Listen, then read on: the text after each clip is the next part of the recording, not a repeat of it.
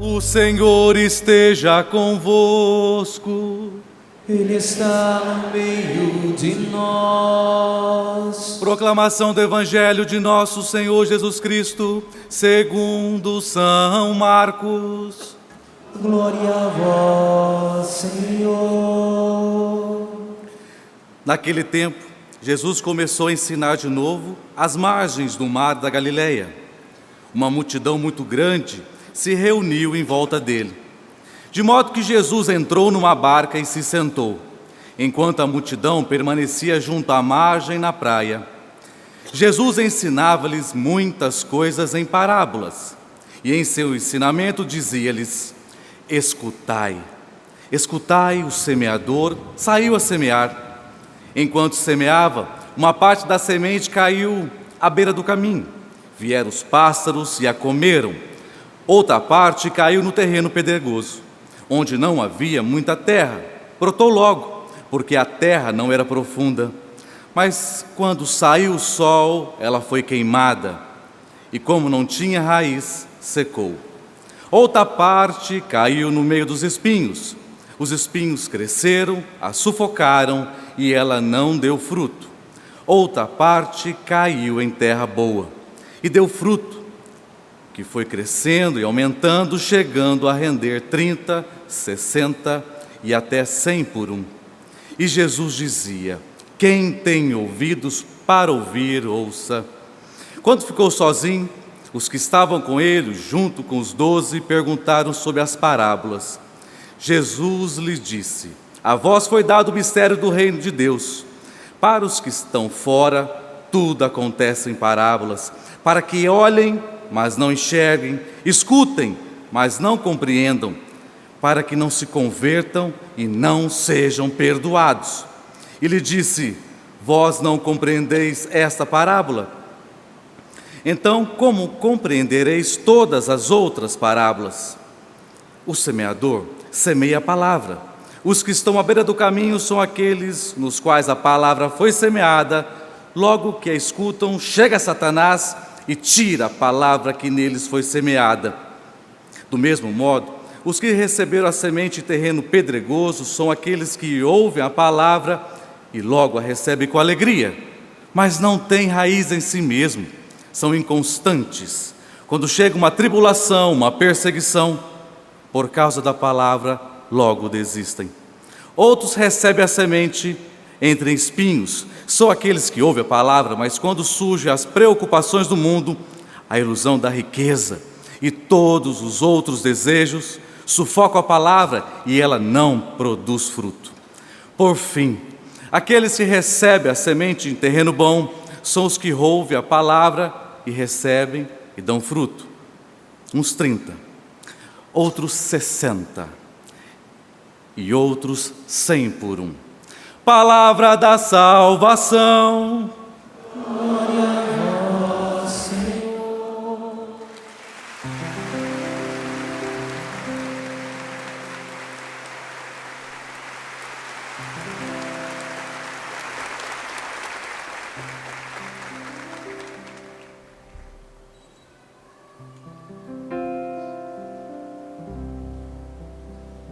Fala, Senhor, preciso ouvir tua voz. Eis aqui o teu servo, fala no irmão na palavra, Senhor, e no meu coração.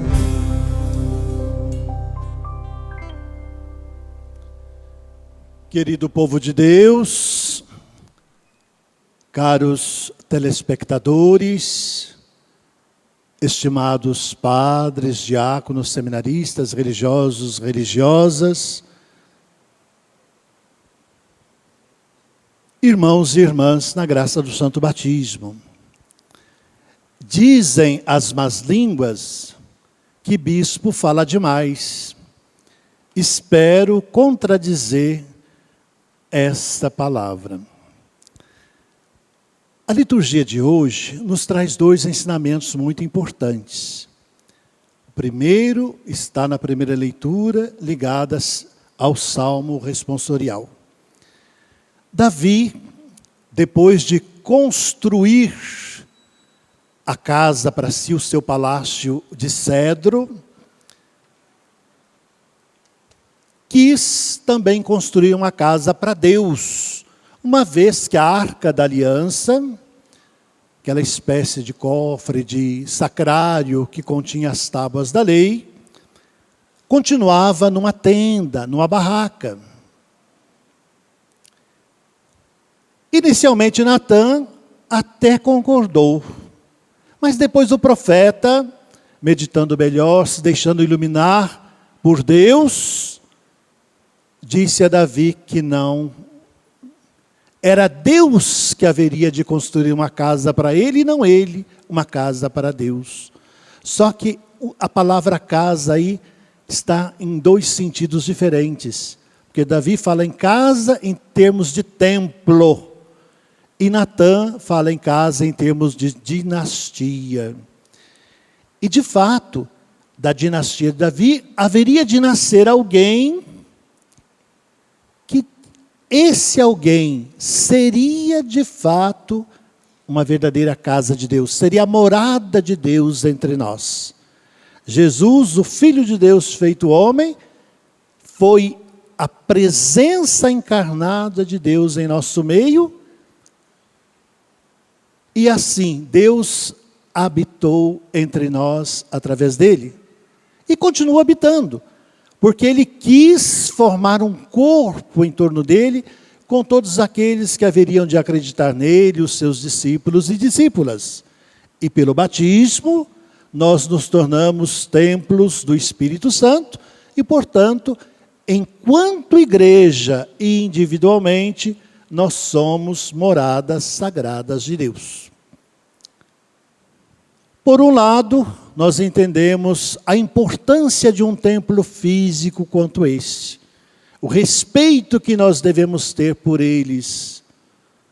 Mas por outro lado, nós temos que entender que o templo vivo de Deus, que é a sua igreja, e os seus membros merecem maior respeito ainda. A importância da nossa participação na vida da comunidade cristã, de se sentir-se membro da sua comunidade, de participar ativamente dela, sentindo-se guiado pelo Espírito Santo de Deus, que é a alma desse corpo de Cristo, e esse templo é templo do Espírito Santo. E é a palavra de Deus que deve iluminar também a caminhada do povo. Aí entra o Evangelho. Jesus fala para nós e explica a parábola do semeador. Uma parábola que todos nós já cansamos de ouvi-la e meditá-la. Mas geralmente é um grande defeito que todos nós temos. Ler a palavra de Deus e aplicá-la para os outros. E essa parábola do semeador é ótima para isso, porque você a lê e já começa a pensar, né? Olha, o terreno de beira de caminho são aquelas pessoas ali. Terreno pedregoso são aquelas ali. Terreno cheio de espinhos, de praga, são aqueles lá. Agora o terreno bom sou eu, lógico, né? Minha família, meus amigos.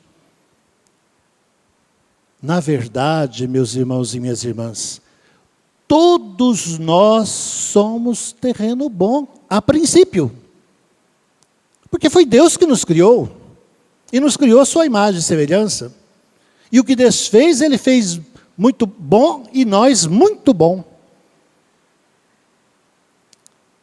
Mas todos nós, seja individualmente, seja enquanto família, enquanto comunidade, embora sejamos terrenos bons no geral, temos lá aqueles lugares, né, onde é terra dura, onde está cheio de praga, onde está cheio de pedra. E é por isso que devemos cuidar bem de todo esse terreno do nosso coração, do seio da nossa família, da nossa comunidade, para que fique melhor ainda, porque mesmo o terreno bom tem que ser cuidado, mas tem um especial cuidado com aquelas partezinhas lá que precisam de maior atenção. Quais seriam, talvez, as preocupações mundanas que nós temos individualmente, enquanto comunidade, enquanto família, enquanto sociedade hoje, e que prejudicam, atrapalham por demais o desenvolvimento da semente da palavra de Deus? Impede que ela, de fato, cresça, desenvolva e produza frutos em grande quantidade. E são muitas. Todos nós, uns mais, outros menos, nos deixamos influenciar por demais por essa sociedade atual. Uma sociedade de consumo, onde prevalece a cultura da morte, a cultura do indiferentismo até religioso, a cultura do sagrado sem Deus, que prevalece o egoísmo, o individualismo, a ganância, a busca desenfreada pelo ter, pelo prazer, pelo poder, pela fama, nem que seja por alguns segundos. Todos nós, uns mais, outros menos, sofremos influência dessa sociedade. E temos que ficar atentos, para que a palavra de Deus não fique sufocada dentro do nosso coração, dentro do seio da nossa família, da nossa comunidade, e também na organização da nossa sociedade. Peçamos hoje, sobretudo, a graça de sermos mais abertos à palavra de Deus. A evangelização implica, em primeiro lugar, o anúncio e o testemunho da palavra. O anúncio que se faz, sobretudo, pela pregação. Mas uma pregação que vem de um coração, podemos dizer assim, cheio da palavra, encharcado da palavra de Deus. E um anúncio não apenas, e um testemunho não apenas individual, mas sobretudo um testemunho comunitário. Um testemunho na prática da vida diária, dentro da família, no ambiente de trabalho, no ambiente de estudo, no ambiente de diversão, dentro da comunidade, dentro do nosso grupo eclesial, para que de fato essa palavra seja uma luz para o nosso passo e o passo dos outros, para que ela seja de fato palavra de vida e salvação como deve ser. Louvado seja nosso Senhor Jesus Cristo.